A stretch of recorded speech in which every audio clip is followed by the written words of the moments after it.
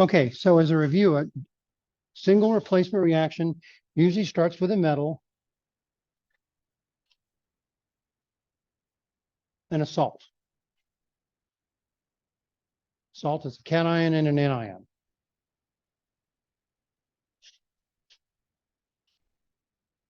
And then depending on, excuse me, the relationship between the salt and the metal on the activity chart, the reaction will happen or not.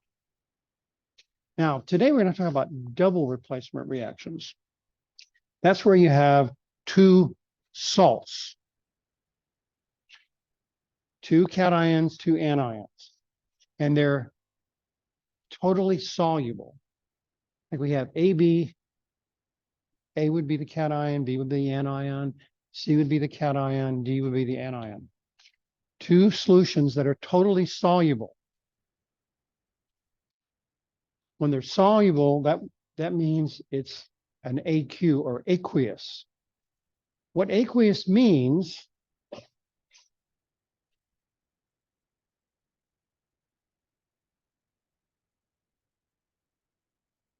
we look at salt water, sodium chloride dissolved in water.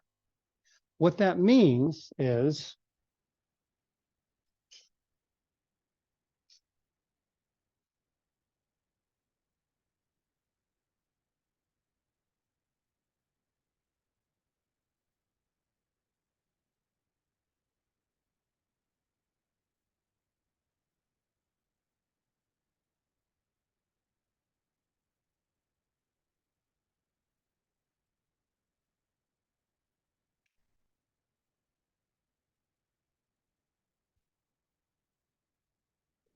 the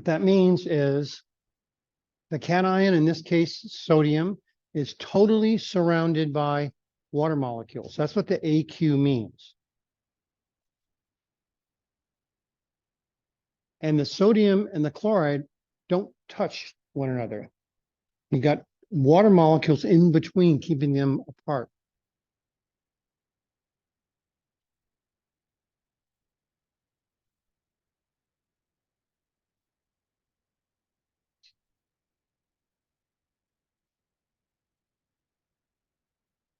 That's called a hydration sphere.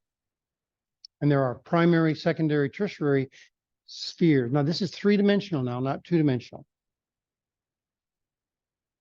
Okay? And that's one of the reasons why the sodium is no longer a crystal, is because the water is attacking that crystal, pulling on it, pulling it out of the crystal. Now, we're going to talk about, in Unit 5, the forces that are acting upon that crystal. There are two forces. There's crystal lattice force and the solvating force. Those are two forces acting on that crystal of sodium chloride. So whenever you have something dissolved, you have to put an AQ by it. If it's not dissolved and it's a solid, then you put an S by it.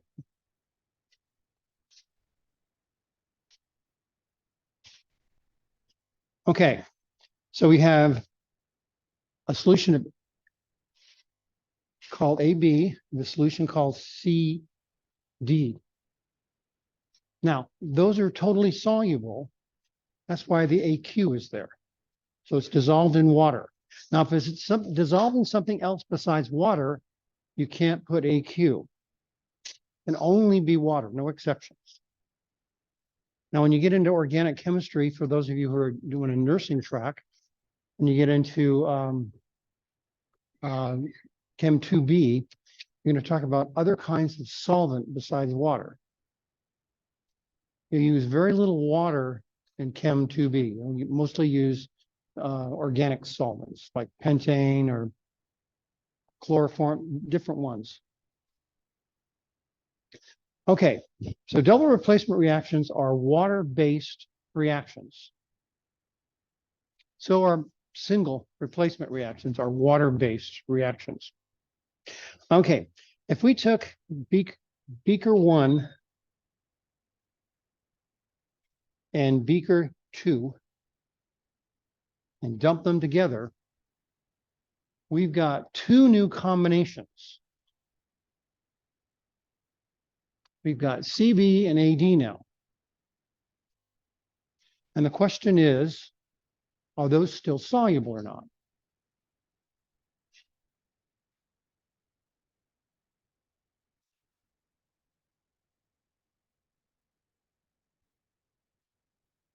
For today's lab, I want everyone to use their phones again and have this chart here available. Now, when you get to 1A, you're going to have to learn some rules. These rules here. So you can either learn them now or you can use that chart. I frankly like the use of the chart, because what you can do with a chart is you can have different combinations of cations and anions and see whether they're soluble or not. Basically, if it's black, it's not soluble. If it's white, it's soluble. So, for example, let's do a reaction. Let's do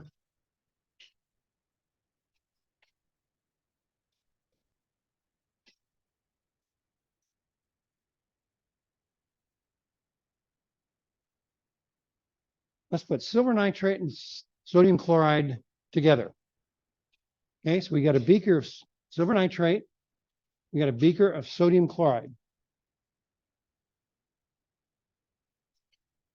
Now, silver nitrate, notice the AQ, that means it's soluble. Looks like plain water. Salt water, AQ, plain water. No solids are present, or gases, or anything like that.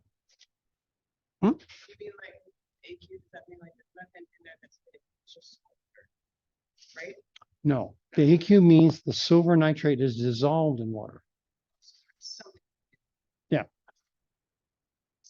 But they're apart though. Yeah. So like HCl already. Correct. It's already dissolved in water. That means it's surrounded by hydration sphere for the water. Okay, so let's dump those together. Now we're going to get new combinations. The silver is not going to go with the chloride as a possibility, and the sodium can go with the nitrate as a possibility. So the question is,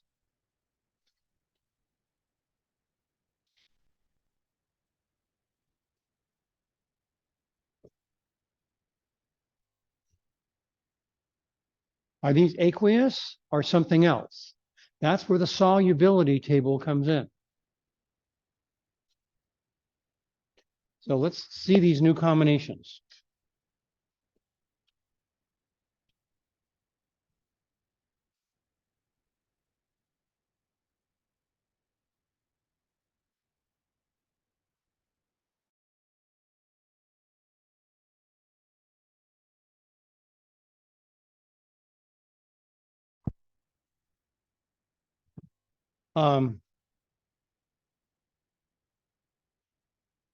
So we find the cation, and then we find the anion and bring them together. So we have silver and we have chloride. It's black. That means it forms a solid. And the other one was sodium nitrate right here. Sodium nitrate. It's white, so it stays dissolved.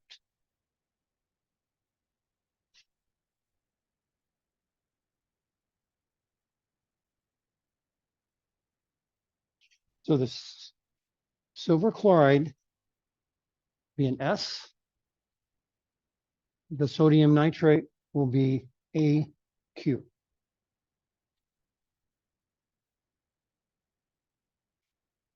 Now you saw how hard that chart was to use. Kind of like not hard at all.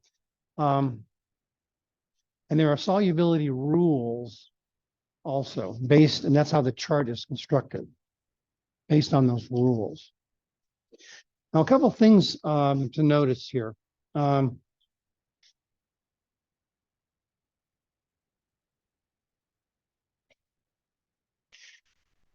If you look at nitrate and go all the way across, NO3, it's white all the way across. That means nothing forms a solid with the nitrate. That's what it means when you go all the way across.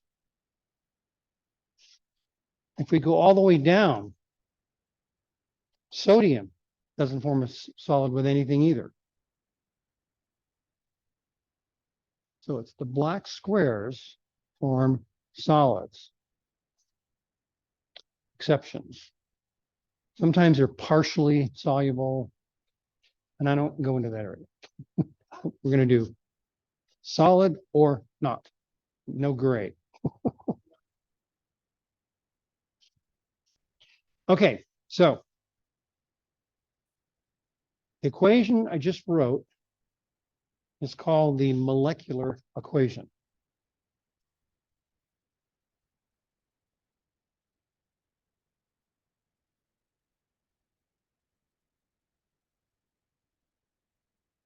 Now, the next equation we're going to write using the same group of chemicals is called the total ionic equation. That means we're going to split everything apart. Always make sure your reaction's balanced. Okay, as written, it's balanced, but always check it, make sure it's balanced. So if we do the total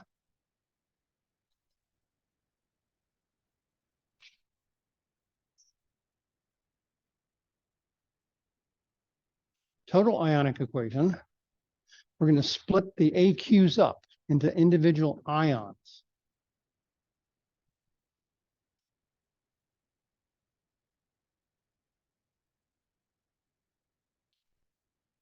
Okay, so that's an Ag plus 1.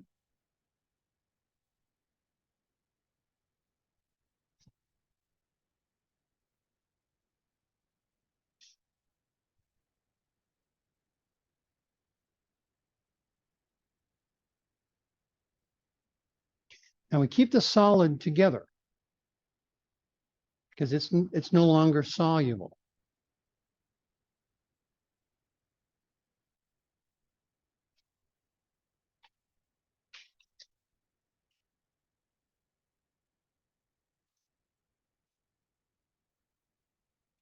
Okay, so that's the total ionic equation. Now, the thing about double replacement reactions, they're not hard. It's just there's a ton of details you have to include. A ton. Put the AQs on, you have to put the charges on there. You have to make sure it's balanced. There's a bunch of little parts.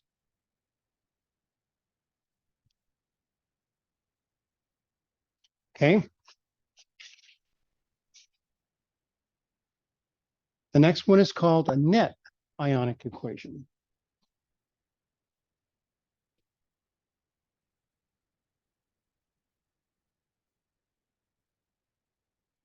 A net ionic equation says, did something happen? Yes, something happened. In this case, we formed a solid. The silver chloride is a solid.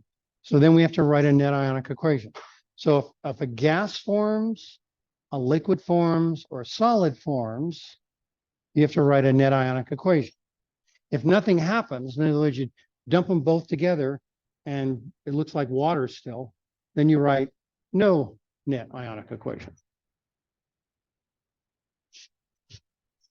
So silver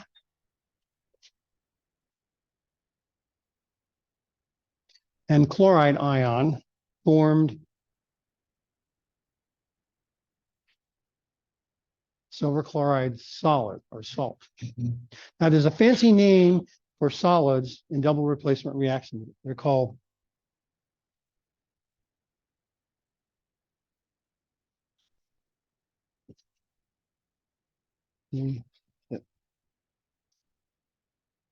precipitate. We got a block now in spelling. Precipitate. Yeah. Okay. And is abbreviated PPT.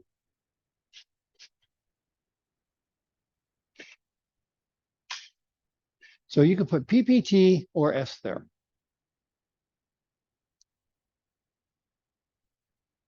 Now you've got two ions that did nothing.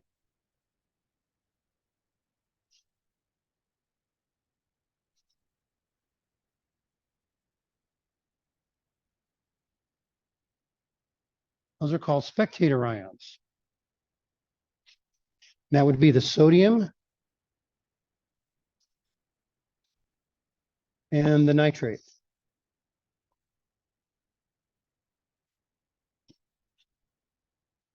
So you'll either have two spectator ions or four, two or four.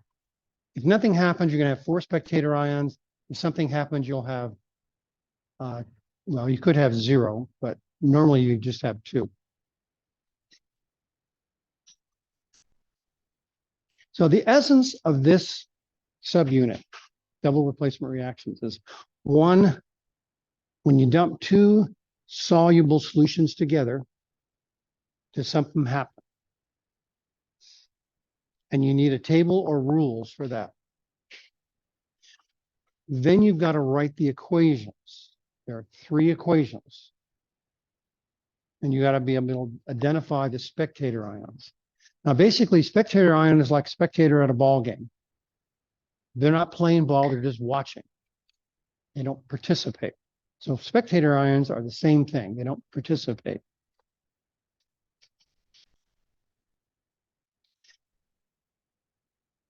Now, in some ways, double replacement reactions are easier than single replacement because you got a chart and you go, yep, forms a solid.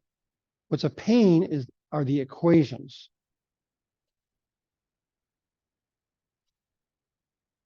Because you got to balance them, then you got to take them apart, and they're not hard. It's just tons and tons and tons of detail you have to wade through. Okay. So sometimes he's abbreviated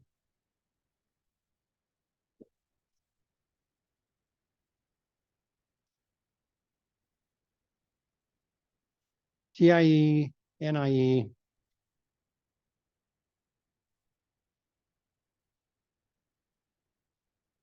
and ME. So the molecular equation has as the actual chemical itself put together. The ionic one, the total ionic one, takes it apart. The net ionic, if there's a reaction that happens, most of the time it'll form a solid. Sometimes it forms a liquid, though, or a gas. Most of the time it's a solid. Now, worksheet 9, dry lab 9, you're going to have a lot of practice with this. A whole bunch.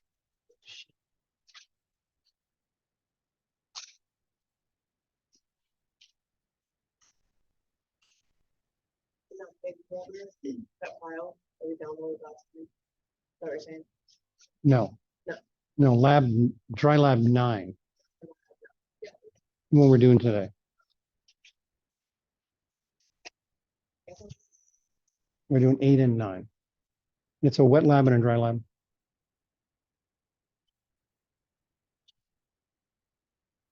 So the lab today is going to go fast. Basically, you're going to be kind of what you did last time.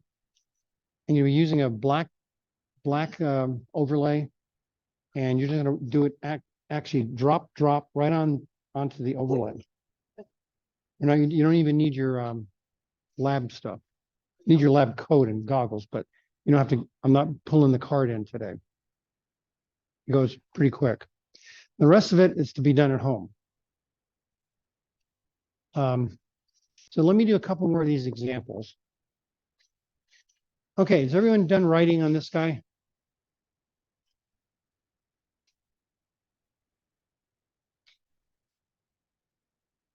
All right, so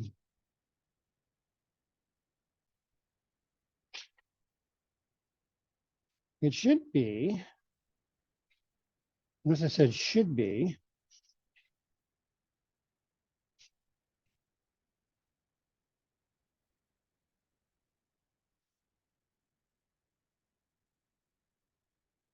Let's go to unit 4.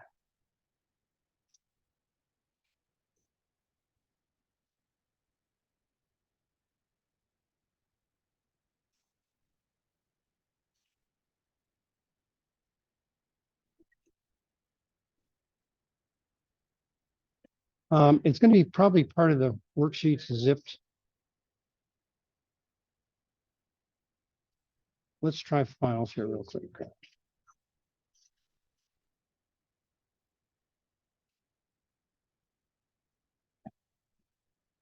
Hmm?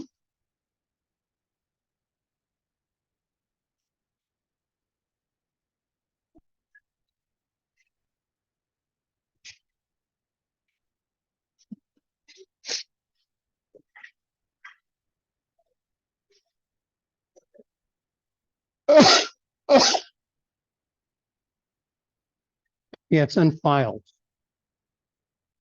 Yeah. Yeah.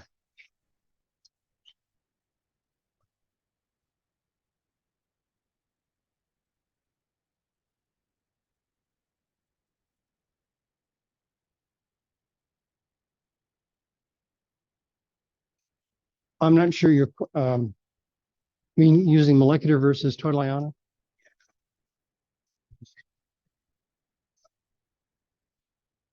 It, some people just be a question on a test, right? The molecular, total ionic, net ionic.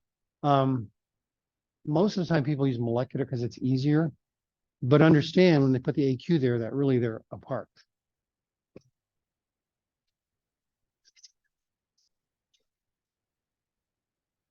Yeah, and it depends on the actual metal, how the water comes around. Because there's equatorial positions and polar positions where they can get in there. Okay, so let's do another example.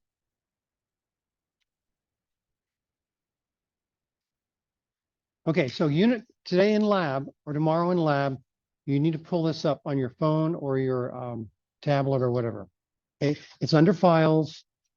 There's a zip file on modules that has all these there, but the actual one you're going to be pulling up is this. It's called solubility table. It's a PDF.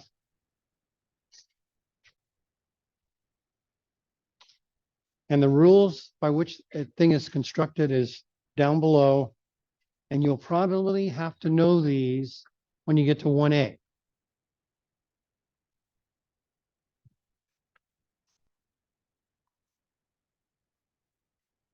Yes, this is in the back of your lab manual. Oh, is that? Oh, cool. I got it for someone else. I like to Um, have that. this to me is more confusing than going like this.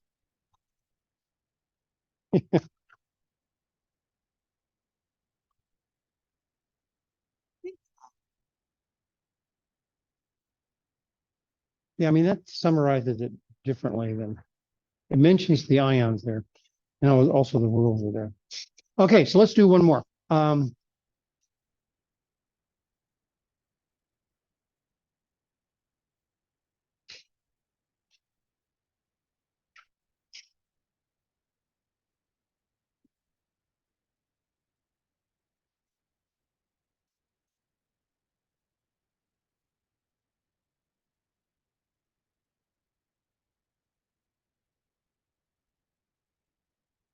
Okay, let's take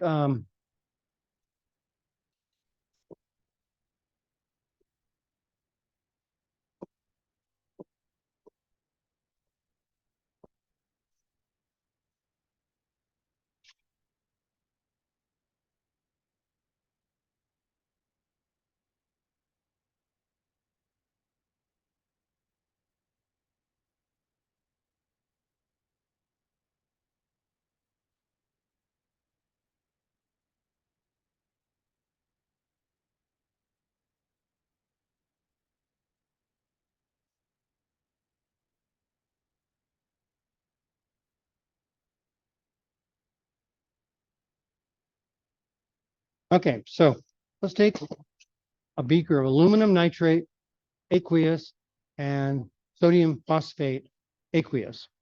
Dump them together. Does something happen?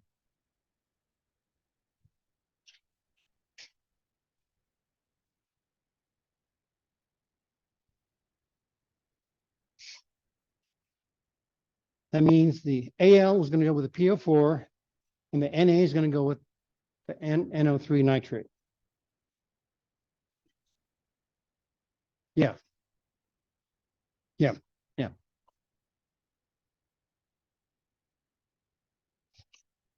Now remember, these are ionic, so you have to go by the ionic combination rules. Remember, the charge has to be net zero.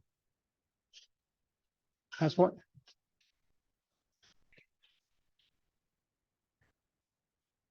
Yes. And we have to check for, yes, exactly. Yeah. First, we have to balance it though. Okay, so we have 3 sodiums and 3 nitrates. All right, and this would be the molecular equation. And the new combination is going to be AlPO4.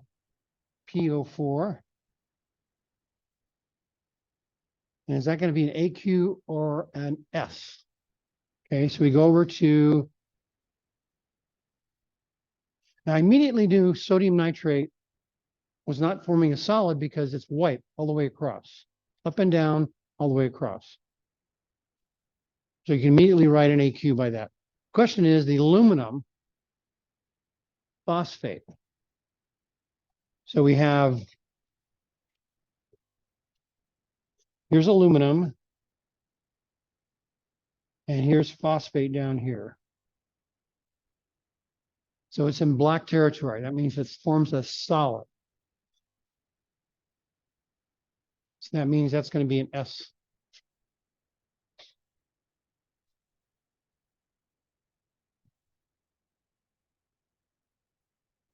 Okay.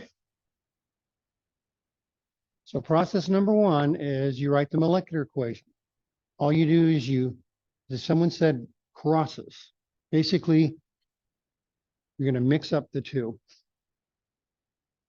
And then you look at the new combination on that table, whether it's white or black, soluble or solid.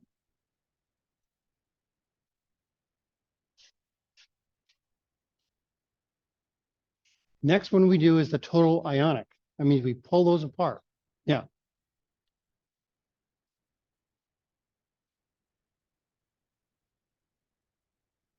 Okay, if you're looking on your ion chart that I gave you, aluminum forms a +3.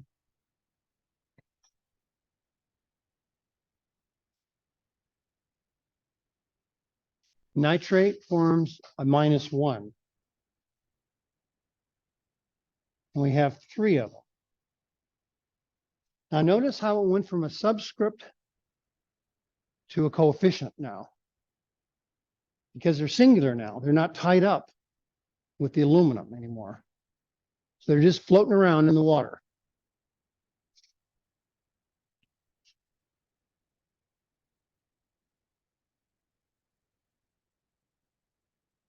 Same with the sodiums, not tied up anymore with the phosphate.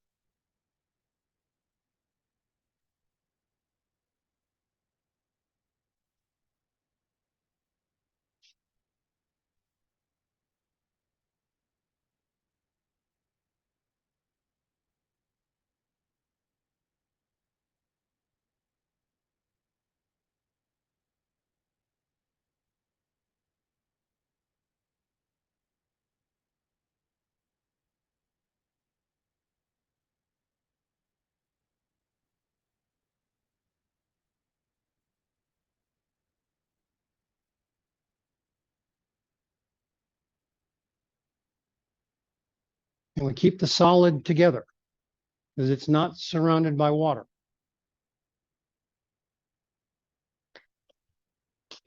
So that's the total ionic.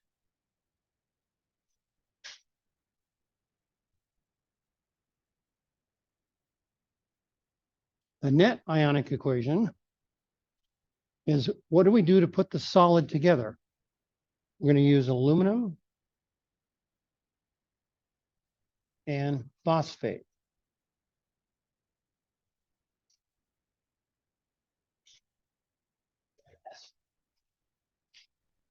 Hmm?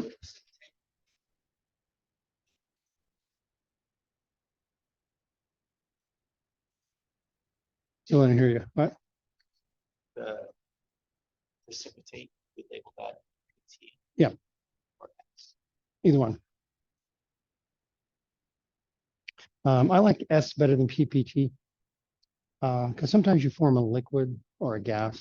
And I like SL, solid liquid gas better than, because PPT is only a solid. But you're free to use PPT. But you may be reading your book and they'll call a solid a precipitate, and that's where it comes from.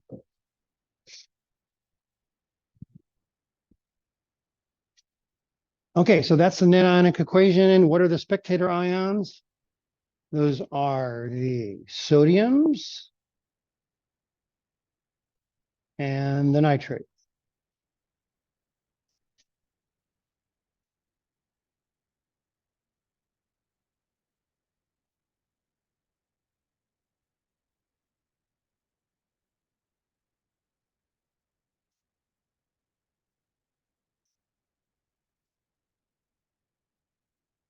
So for double replacement reactions, these are the four things are always asked. Now worksheet 9, I think. Is it 9 or 8?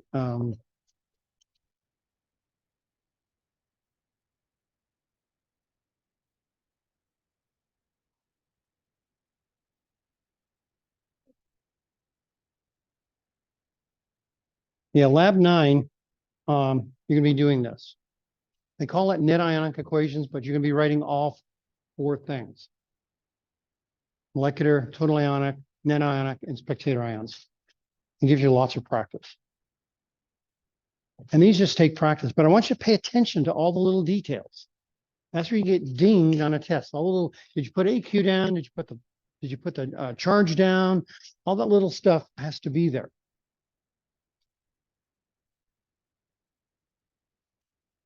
Okay, you have time. Still haven't fixed the clock.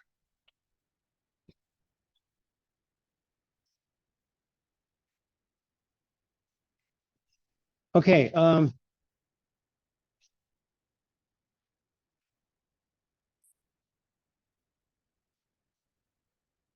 me show you another type reaction that's also double replacement. It's called a neutralization reaction.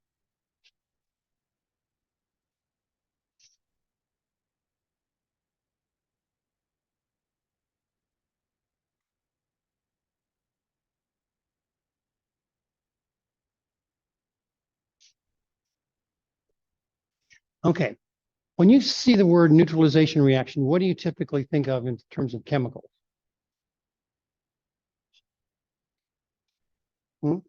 No.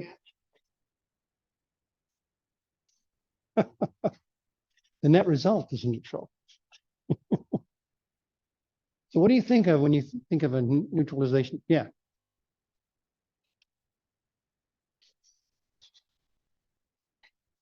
Yeah. You think of like on your car, when you on your car battery and it's all white, you typically put baking soda on. Baking soda neutralizes the acid on there. So typically, we're putting together an acid and a base together, and those neutralize one another.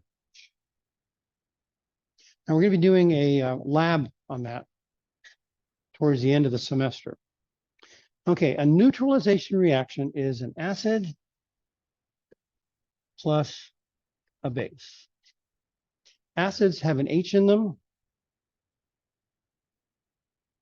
Bases have an OH in them.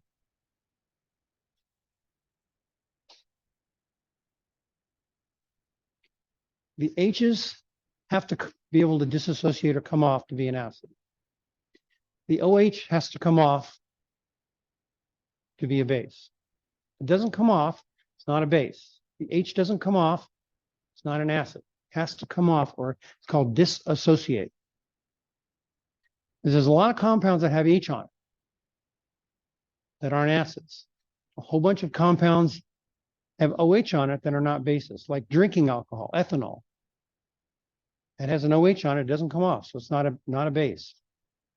Sugar has a ton of OHs, doesn't come off, hence it's not a base. Okay, Now, if we have HCl in water, it's going to be called aqueous. We have sodium hydroxide mixed in water. It's going to be called sodium hydroxide aqueous.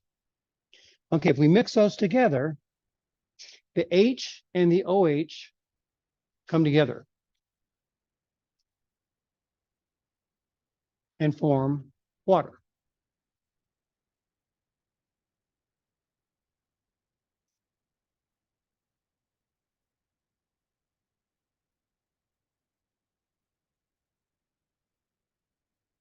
So whenever we have an acid and a base, it's a double replacement reaction, but it forms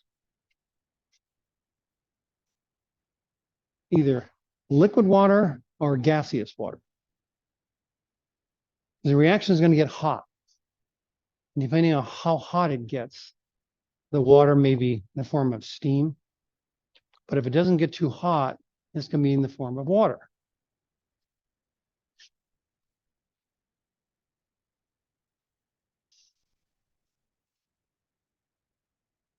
Now it's weird, we formed water in an aqueous solution. Water and water. So that would be the molecular equation.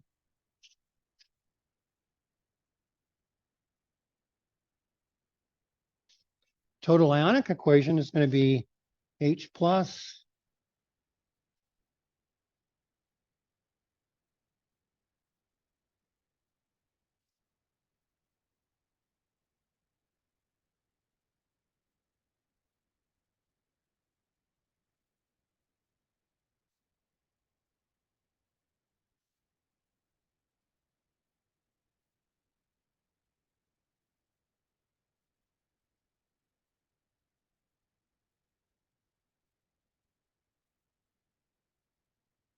and that'll be the total ionic equation.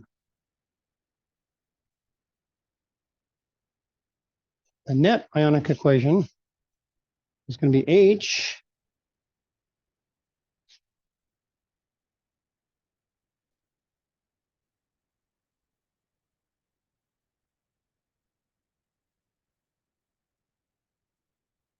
that'll be the net ionic equation. Spectator ions are going to be chlorine and sodium.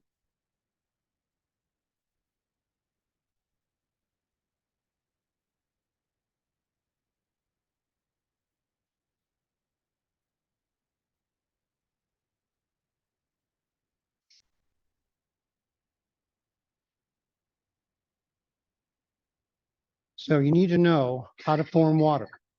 H plus OH is water. Acid plus base forms water, plus the leftover spectator ions. Yeah. Water and salt. Like that. Oh, Yeah, exactly.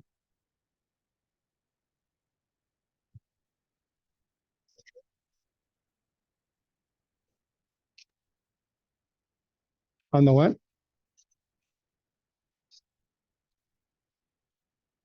Yeah. Oh, down there. You're right. Yes, put the AQ on the spectators.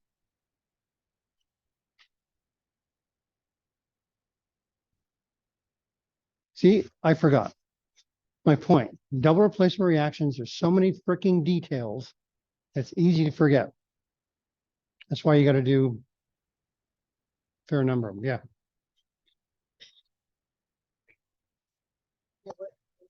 That's an L for liquid.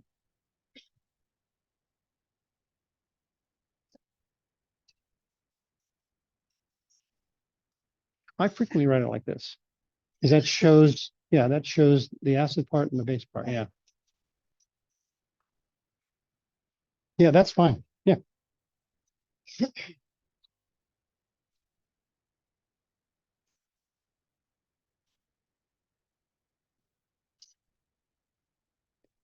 Okay, so what I want to do now is get into fact, I'm going to stop the recording and start a new recording on another topic.